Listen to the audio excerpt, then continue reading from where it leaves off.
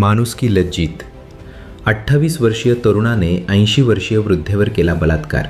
मदतीचं नाटक करत घरात नेलं आणि 80 वर्षीय वयोवृद्ध महिलेवर बलात्कार.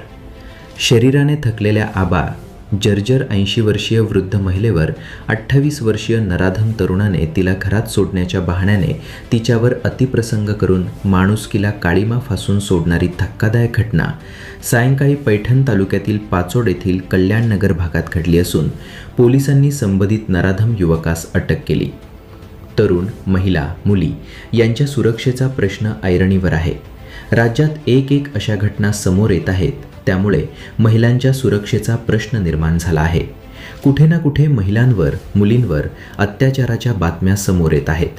हे कमी म्हणून की काय, छत्रपती संभाजीनगरच्या पाचोड येथून एक अत्यंत धक्कादायक आणि माणुसकीला कालिमा फासणारी घटना समोर आली आहे. यात एका 80 वर्षाच्या वृद्धेवर 28 वर्षाच्या नराधमाने अत्याचार केले. या घटनेनंतर परिसरात एकच खळबळ उडाली आहे. पैठण तालुक्यातील पाचोड येथे ही धक्कादायक घटना घडली आहे. पाचोड येथल्या कल्याणनगर परिसरात पीडित वृद्ध महिला राहते. दुपारच्या वेळी या भागात जोरात वारा सुटला होता. त्यात ही महिला अडकली होती.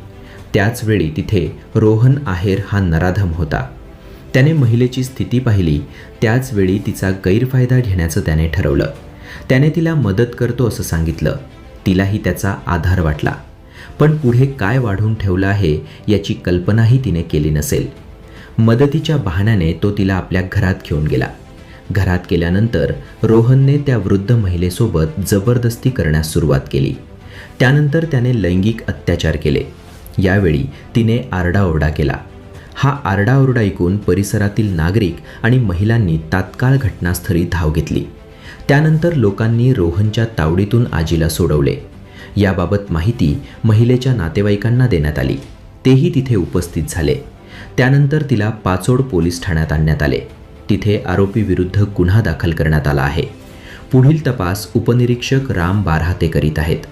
छत्रपती संभाजीनगर जिल्ह्यातील पैठणच्या पाचोड येथील कल्याणनगर परिसरात ही माणुसकीला काळीमा फासणारी आणि तेवढीच संतापजनक घटना घडली आहे.